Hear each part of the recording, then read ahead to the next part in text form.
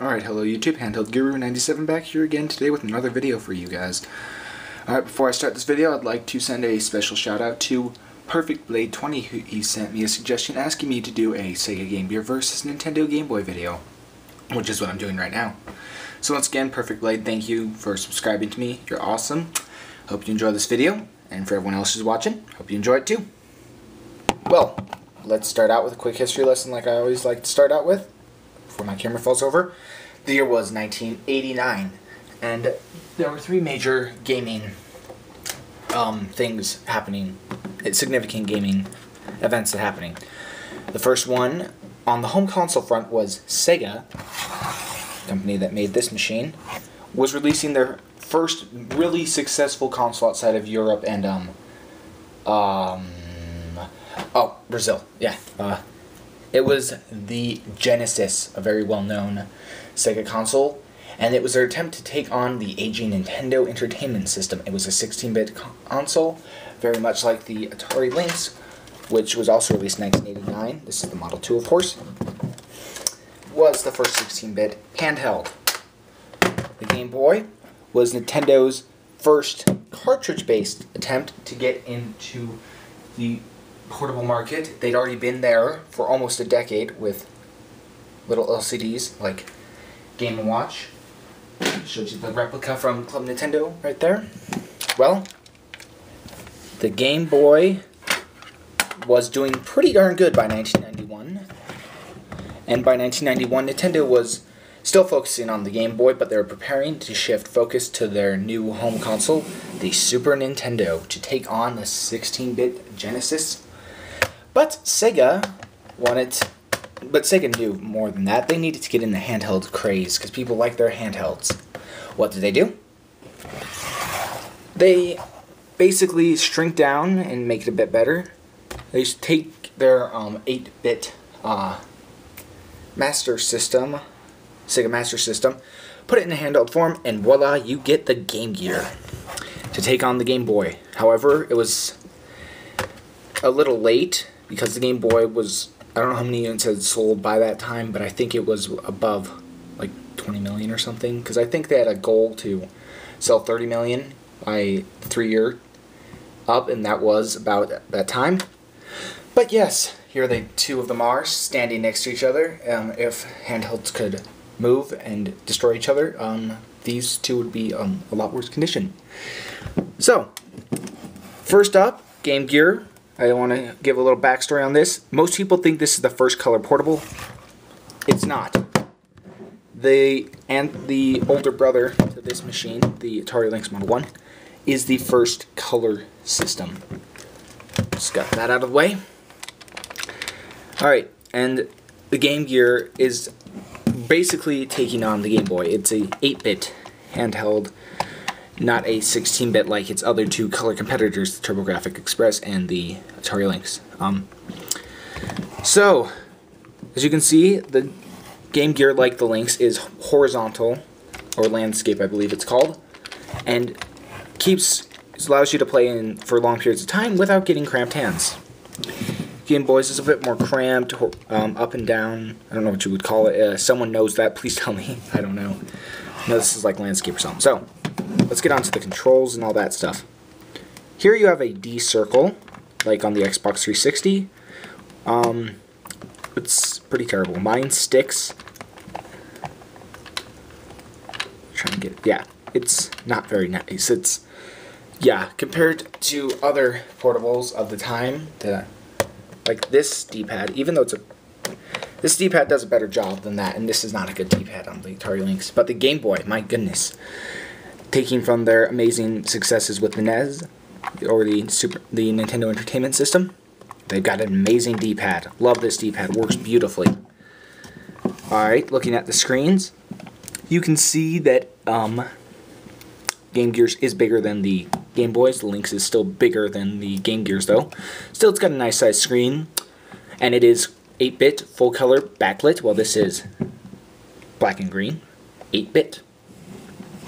Nothing spectacular about that, but that's what I want. Over here, you've got your 1, 2, and start buttons, which are like the B, A, start select on your Game Boy.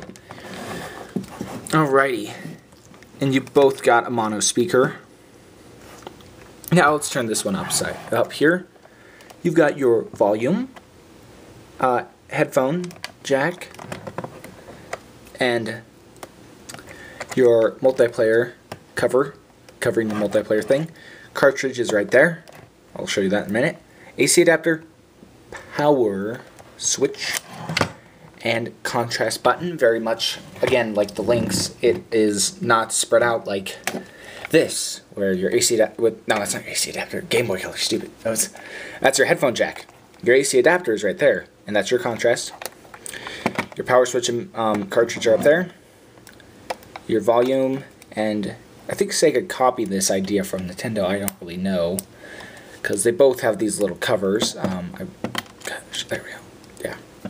Yeah, it's interesting. I think these are the only two handhelds in the world that have covers like that. I might be wrong though, but yes.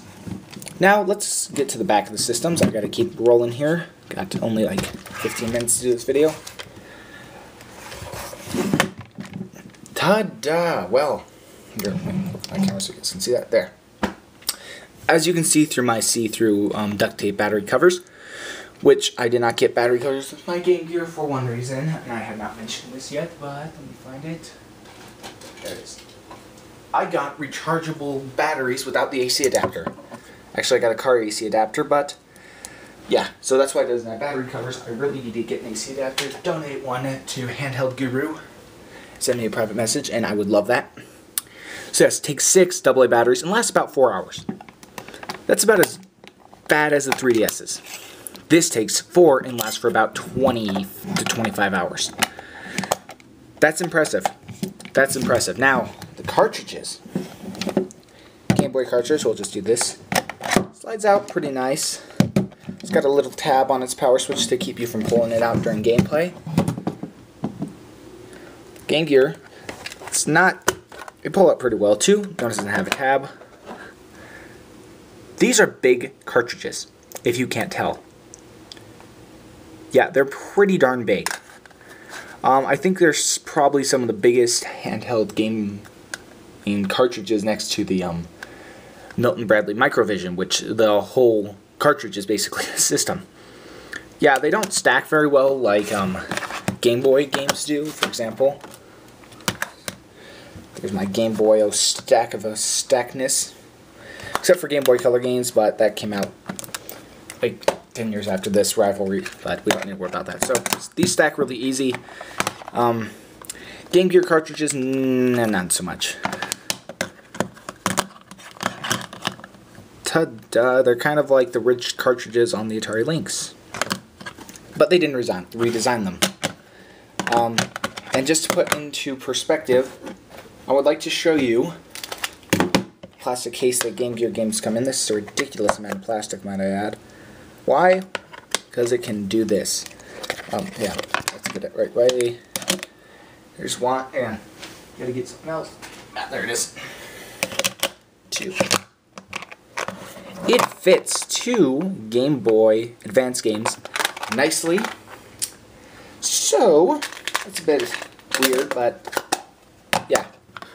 So, as you see in the cartridges, yes. Now talk about the games. Columns and Sonic. As you can see, there are large names imported in them. These games were meant to compete with these games. If I can find my 3DS, I will. Oh, there it is. Show you again. What Sonic was meant to compete with. For those of you who don't know, Super Mario Land. At the time of 1991, the only portable Mario game would be the second portable Mario game would come out in 1992. Super Mario Land 2, 6 gold coins, very good game. I don't have it in cartridge form. I wish I did. I need to buy it in cartridge form. That's another thing you can donate. Give me a Sega Game Gear AC adapter and Super Mario Land 1 in Game Boy form. I love that game. So, today, just because I have them on hand here, we'll be comparing Columns and Tetris. I have a review for Columns. Please check that out. I hope this video gets more views than the columns video, which as of, what's the day? July 1st? Yeah, July 1st, 2012, has 0 views. I want to see at least 1 view after this video. Or a week after this video, I don't really care. So, first, but I'm going to play the game on the Game Boy Advance SP, but first I want to compare volume, so you guys can hear that.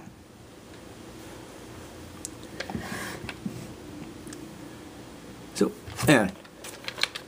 Oh, okay, listen to Tetris for a minute. Game Gear 7. Low dust out of system. What the devil? Hang on. There. This is what a corrupt Game Gear game looks like. Even if it's playing music, it's corrupt. Then why is my music off on my Game Boy? Technical difficulties. Okay, listen to good Game Boy Tetris music while I get my Game Gear working.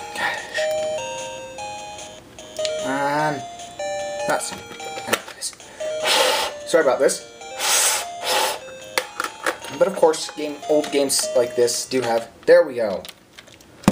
Tetris, I need you back.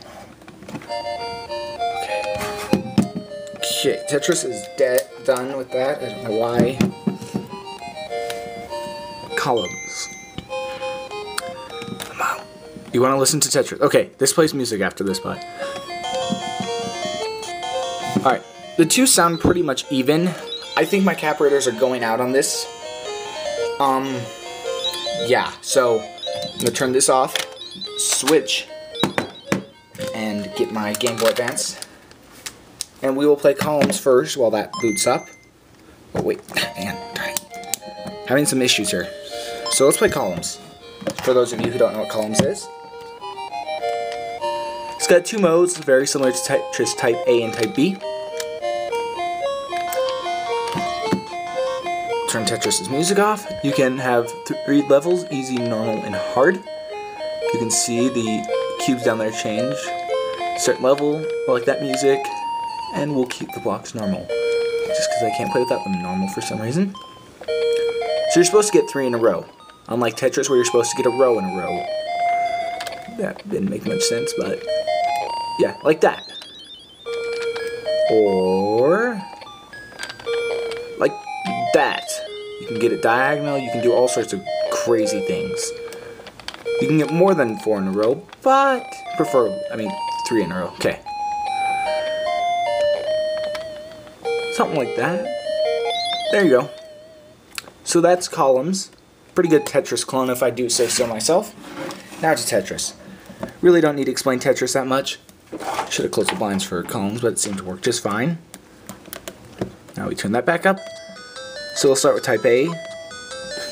So you can't see that screen. Okay. Start 0. Pieces.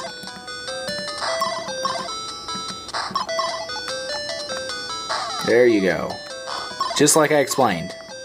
If you haven't played Tetris before, a great place to start is Tetris Access on your Nintendo 3DS. Or if you have an older game system like the SP, get the Tetris for the original Game Boy. It just limits your option of buying more game systems. Okay. What's mine? Okay. There. So you get Tetris, right? Okay.